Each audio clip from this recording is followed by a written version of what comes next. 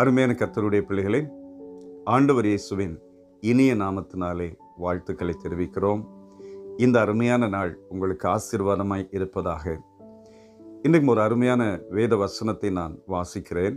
அப்போஸ்தலர் நடபடிகள் 10ஆம் அதிகாரம் 35வது வசனம். எந்த ஜனத்திலாயினும் அவருக்கு பயந்திருந்து நீதியை செய்கிறவன் எவனோ அவனே அவருக்கு உகந்தவன் என்றும் நிச்சயமாய் அறிந்திருக்கிறேன். எவ்வளவு உண்மையான வார்த்தை பாருங்கள். அப்போஸ்தலனாகிய பேதுரு கொர்நேலி வீட்டில் அழைக்கப்பட்ட போது ஒரு சிறு பிரசங்கத்திலே ஒரு வார்த்தையை முக்கியப்படுத்துகிறார். தேவனுக்கு பயந்து அவருக்கு உகந்தவன், தேவனுக்கு பயந்து நீதியை செய்கிறவன் அவருக்கு உகந்தவன். தேவ பிள்ளைகளே, நாம் எல்லாருமே யூதர் அல்லாத புறஜாதிகள். இந்த கொர்நேலியும் யூதர் அல்லாத ஒரு புறஜாதி. அவர் எப்படி தேவனுக்கு பயந்திருந்து உண்மையாக இருந்தார்? அவரை குறித்து வேத வசனம் சாட்சி கொடுக்கிறது. தேவனும் தம்முடைய தூதன் மூலமாய் சாட்சி கொடுக்கிறார். இதே அப்போஸ்தலர் 10ஆம் அதிகாரம் முதல் 2 வசனங்களில் வாசிக்கும் போது, இத்தாலியா பட்டணம் எனப்பட்ட பட்டாளத்திலே 100க்கு அதிபதியாகிய கொர்நேலியு எனும் பெயர் கொண்ட ஒரு மனுஷன் செசரியா பட்டணத்தில் இருந்தான். அவன் தேவ பக்தி உள்ளவனும் தன் வீட்டார் அனைவரோடும் தேவனுக்கு பயந்தவனுமாயிருந்து ஜனங்களுக்கு மிகுந்த தர்மங்களை செய்து எப்பொழுதும் தேவனை நோக்கி ஜெபம் பண்ணி கொண்டிருந்தான். என்ன அருமையான ஒரு சாட்சி பாருங்கள்.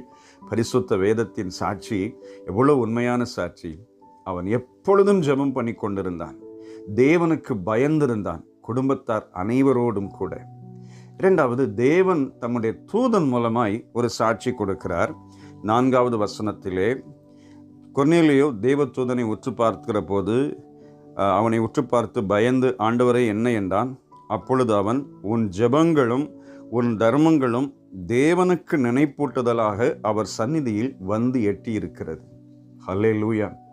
உன்னுடைய ஜெபம் வந்து எட்டி இருக்கிறது, உன்னுடைய தான தர்மங்கள் வந்து எட்டி இருக்கிறது. தேவன் உன்னை பார்த்து கொண்டே இருக்கிறார். தேவன் உன் மீது இரக்கம் வைத்திருக்கிறார். நீ அவருக்கு உகந்த வாழ்க்கை வாழ்கிறாய், பரிசுத்தத்தோடு நீதியோடு வாழ்கிறாய். இந்த சாட்சி இந்த காலத்திலே நம்மிடத்தில் இருக்குமானால் எவ்வளவு நலமாக இருக்கும். இந்த காலத்திலே பாருங்கள், அநேகருடைய வாழ்க்கையிலே தோற்றம் தேவ பிள்ளையின் தோற்றமாக இருக்கும். ஆனால் உள்ளத்தில் அநேக கசப்புகள், வைராக்கியங்கள், இரகசிய பாவங்கள், மாம்ச சிந்தனைகள் நிறைந்திருக்கும். இந்த காலத்திலே யோசிக்கும் போது நிறைய பரிசுத்தவான்கள் உண்மையாக இருக்கிறார்கள்.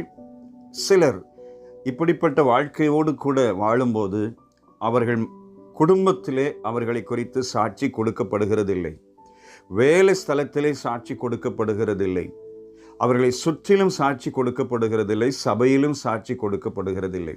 ஆனால் கொர்நேலியு எவ்வளோ பெரிய சாட்சியோடு கூட ஜீவித்தார் பாருங்கள்.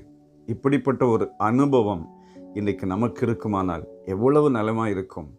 தேவனும் வேதமும் பரிசுத்த ஆவியானவரும் நம்மை குறித்து சாட்சி கொடுத்தால் எவ்வளவு சந்தோஷமாக இருக்கும். அவருக்கு பயப்படுகிற இருதயம், நீதியை செய்கிற இருதயம் நம்மிடத்தில் இருக்குமானால் எவ்வளவு நலமாக இருக்கும். பாருங்கள், இதை வாசிக்கிற போது ஒரு காரியத்தை கற்றுக்கொள்ள முடியும். தேவன் எல்லா சூழ்நிலைகளையும் கணக்கு எடுத்து கொண்டிருக்கிறார். கொர்நேலியின் வாழ்க்கையை ஆரம்பம் முதல் கர்த்தர் பார்த்து கொண்டே இருந்தபடியினால் வேதத்திலும் சாட்சியாய் எழுதுகிறார். தேவன் தம்முடைய தூதனை அனுப்பி சாட்சி கொடுக்கிறார். தேவ பிள்ளைகளே, இந்த காலத்திலே நாமும் தேவனுக்கு உண்மையாக இருந்தார், தேவனுக்கு பயந்திருந்தார் எவ்வளவு நலமாக இருக்கும். 1000 பேர் நம்மை குறித்து கொடுக்கிற சாட்சியை காட்டிலும் தேவன் கொடுக்கிற சாட்சி தான் உண்மையான சாட்சி. 1000 பேர் நல்லவர் என்று சொன்னாலும் தேவனின் பார்வைக்கு பொல்லாதவர்களாக இருந்தால் எப்படி இருக்கும்? 1000 பேர் கெட்டவன் என்று சொல்லட்டும், நம்முடைய அன்பு பிதாவானவர் நீ என்னுடைய மகன் என்று சொன்னால் எவ்வளவு ஆசீர்வாதமாக இருக்கும். இன்றைக்கு நம்மை கொஞ்சம் நிதானித்து பார்க்கலாம். பேதுரு சொன்னது போல, அவருக்கு பயந்து நீதியை செய்கிறேனா, நான் அவருக்கு பயப்படுகிறேனா? நீங்கள் நிறைய இடத்துல சிசிடிவி கேமராவை பார்த்துருப்பீங்க. அது மனுஷனுடைய எல்லா நடவடிக்கைகளையும் ஒரு குறிப்பிட்ட மாதங்கள் வரைக்கும் கண்காணித்து அதில் ஸ்டோரேஜ் பண்ணி வைக்கும். ஆனால் நம்ம ஆண்டவர் எப்படிப்பட்டவர்? வானத்துக்கு ஏறினாலும், பாதாளத்தில் படுக்கை போட்டாலும், பூமியின் கடையாந்தரங்களில் தங்கினாலும் அங்கேயும் பார்த்து நம்முடைய மரணம் முடிந்த பிற்பாடு நியாய தீர்ப்பு வரைக்கும் அவர் குறிப்பு எடுத்து வைக்கிறவர். அப்போ அவருக்கு பயப்படுகிற இருதயம் நமக்கு இருக்குமானால் நிச்சயம் நமக்கு ஒரு பெரிய ஆசீர்வாதம். நாம் பயந்தால், நாம் நீதி செய்தால் நம்முடைய பிள்ளைகளும் அப்படியே இருப்பாங்க.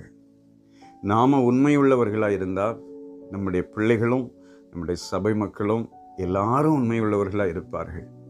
நம்ம நிதானித்து பார்த்து இந்த நாளிலே ஆண்டவரிடத்திலே சேரலாமா? நிச்சயம் கர்த்தர் உதவி செய்வார். சேர்ந்து ஜெபிக்கலாமா? அன்பு பிதாவே, அப்போஸ்தலனாகிய பவுல், பேதுரு, அநேக பரிசுத்தவான்கள் அநேகரை குறித்து சாட்சி கொடுத்தார்கள். அதே போல இந்த நாளில் நாங்கள் வாசித்த இந்த வேத பகுதியிலும் ஆண்டவரே, அவருக்கு பயந்து நீதியை செய்கிற மனுஷனாகிய கொர்நேலியுவை வீட்டை குறித்து ஒரு சாட்சியையும் அப்போஸ்தலனாகிய பேதுரு கொடுக்கிறதை பார்க்கிறோம். அதே போல நாங்களும் சாட்சியாய் வாழ்ந்து உம்முடைய நாமத்தை மகிமைப்படுத்த, உமக்கு பயந்து நீதியை செய்ய தேவன் கிருபை செய்யுங்க, ஆசீர்வதிங்க. இயேசு இரட்சகர் நாமத்தில் வேண்டிக் கொள்கிறோம் பிதாவே. ஆமென், ஆமென். God bless you. Amen.